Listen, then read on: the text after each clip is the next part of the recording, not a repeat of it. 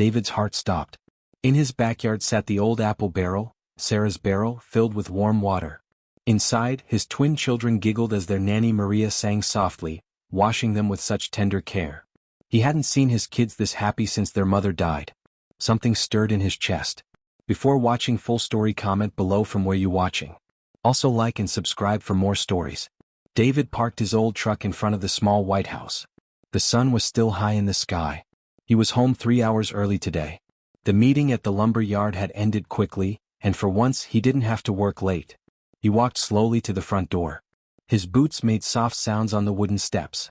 The house was quiet. Too quiet. Where were the twins? Where was Maria, their nanny? David had hired Maria 6 months ago. After Sarah died, he couldn't take care of 3-year-old Emma and Jake alone. He worked long hours at the lumber yard. Someone had to watch the children. Maria was young, maybe 25. She had kind eyes and spoke with a soft accent. The twins loved her. She made them laugh in ways David couldn't anymore. Not since Sarah left them. He opened the front door and stepped inside. Still quiet. Then he heard it, soft singing coming from the backyard. A woman's voice, gentle and sweet. The twins were giggling. David walked through the house toward the back door. The singing grew louder. It was Maria. She was singing in Spanish, a lullaby maybe. The melody was beautiful. He reached the back door and looked outside. What he saw made him stop breathing. In the middle of the small backyard sat an old wooden barrel. David recognized it. It used to hold apples from the farm where Sarah grew up. After she died, David had put it in the shed, unable to throw it away. But now the barrel was full of warm water. Steam rose from it in the afternoon sun. And inside the barrel, sitting like two little birds in a nest, were Emma and Jake. Maria knelt beside the barrel. Her sleeves were rolled up. Her long black hair was pulled back in a simple ponytail. She had a soft cloth in her hands and was gently washing Emma's back. ¿Te gusta el agua pequeña? Maria asked Emma. Do you like the water, little one? Emma nodded and clapped her hands. Water splashed everywhere. Jake laughed and tried to catch the drops. David watched from the doorway. He couldn't move. Something was happening in his chest. Something he hadn't felt in 2 years. Maria dipped the cloth in the water again. She was so careful, so gentle. She washed Jake's hair. Daddy? Emma had seen him. She wiggled out of her towel and ran toward him, naked and wet, her arms stretched wide. David caught her and lifted her up. She was cold and damp, but she felt perfect in his arms. You're home early, Maria said. She stood up quickly, smoothing her wet clothes. She looked embarrassed. I'm sorry. I should have asked before using the barrel. The hot water heater broke today and the children needed baths, so I thought. It's okay, David said. His voice came out rough. It's perfect. Maria looked at him with surprise. David never said things were perfect. He barely spoke at all most days. Jake ran over and hugged David's legs. Maria made a swimming pool, Daddy. In the apple barrel. I see that, David said. He looked at Maria over his children's heads. That was very creative. Maria blushed. I used to help my mother with the children in our village. We didn't always have bathtubs. We made do with what we had. Where are you from? David asked. He realized he had never asked her personal questions before. A small town in Mexico. Very small. You probably never heard of it. Maria began folding the towels. Her hands were shaking a little. David wanted to ask more questions, but Emma was getting cold in his arms. Let me get her dressed, he said. Oh no, I can do that. It's my job. Maria reached for Emma. We can do it together, David said. Maria looked surprised again. David never helped with the children when she was there. He usually disappeared into the garage or went to his bedroom. They took the children inside. David helped Emma into her pajamas while Maria dressed Jake. It felt strange working together like this. But it felt good too. Daddy, will you read us a story? Emma asked. David looked at the clock. It was still early, but the children looked tired from their outdoor bath. It's not bedtime yet, he said. Please, Daddy? Jake joined in. Maria tells the best stories. David looked at Maria. What kind of stories? Oh, just silly ones, about animals and adventures. Nothing special. Maria looked down at her hands. Tell Daddy about the rabbit and the moon, Emma said, climbing onto the couch. Jake climbed up beside her. Yeah, that one. David sat down on the other end of the couch. I'd like to hear it too. Maria hesitated. You don't have to stay. I know you're tired from work. I'm not tired, David said. It was true. For the first time in months he didn't feel exhausted. Please, tell us the story. Maria sat down between the children. Emma immediately curled up against her side. Jake put his head on her lap. Once upon a time, Maria began, there was a little rabbit who lived alone in a big forest. David watched Maria's face as she told the story. She became animated, using different voices for the characters. The children hung on every word. The story was about a lonely rabbit who made friends with the moon. Every night, the moon would come down and play with the rabbit. They would dance and sing together until morning came. But one day, Maria said, her voice becoming sad, the moon couldn't come down anymore. She had to stay in the sky to give light to the world. Emma's face fell. That's sad. Yes, Maria said. The rabbit was very sad too. But then he realized something important. What? Jake asked. Even though the moon couldn't come down, she was still there. Every night, she shined her light on the rabbit. And the rabbit realized that love doesn't go away just because someone is far away. David felt his breath catch. Was Maria talking about Sarah? The rabbit learned to be happy again, Maria continued. And sometimes when the moon was very bright, he could still feel her dancing with him. After the story, David helped Maria put the children to bed. They brushed teeth together, tucked in blankets together, gave goodnight kisses together. It felt like a family. When the children were asleep, David walked Maria to the front door. This was their routine. She would leave and he would spend the evening alone, watching TV or fixing things in the garage. But tonight felt different. Maria, he said as she reached for her purse. Wait. She turned around. Yes. The story, about the rabbit and the moon. Were you talking about Sarah? Maria's eyes filled with tears. I'm sorry. I shouldn't have. I know it's not my place to. No, David said quickly. It was beautiful. It was exactly what they needed to hear. What I needed to hear.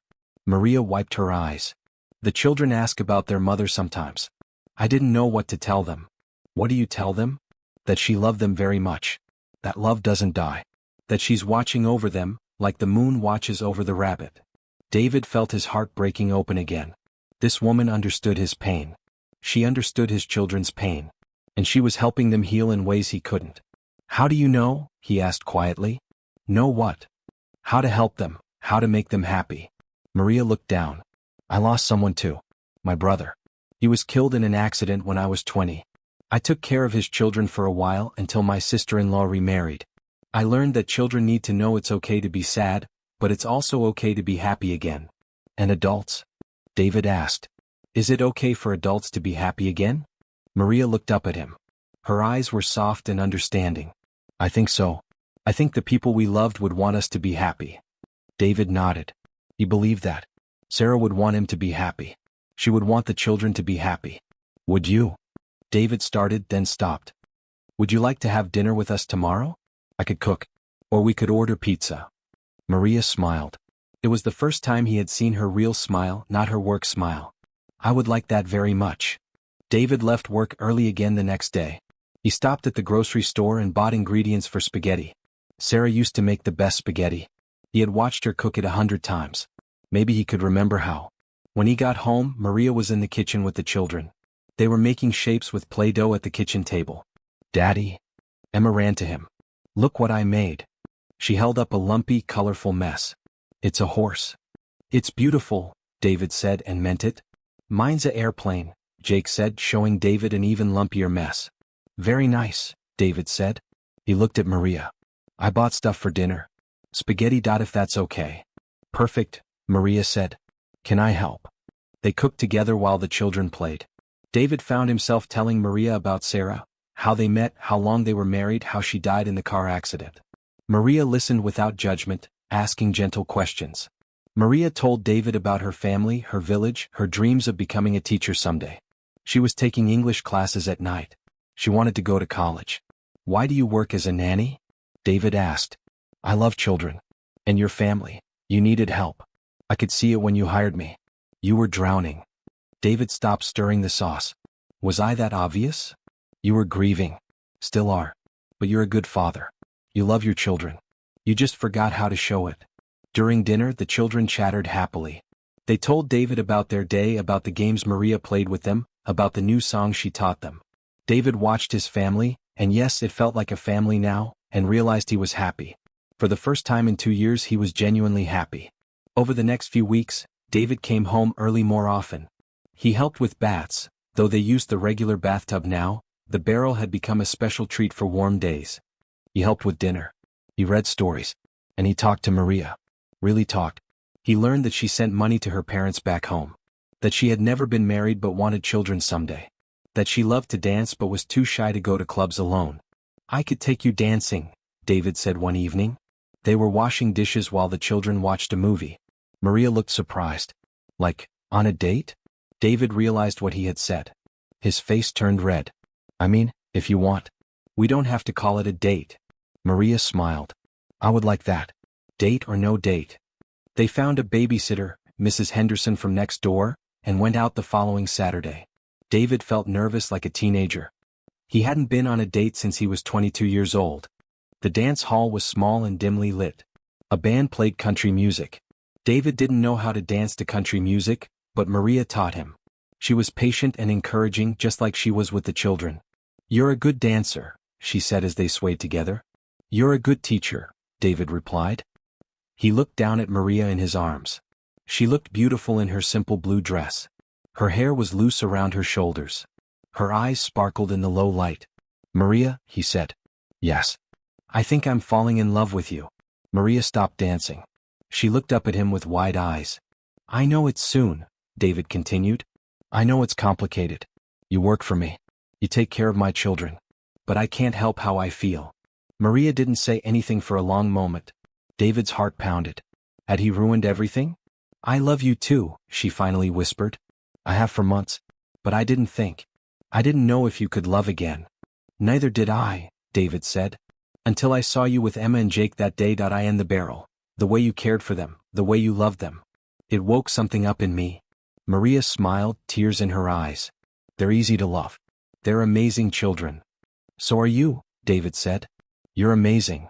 They danced until the band stopped playing.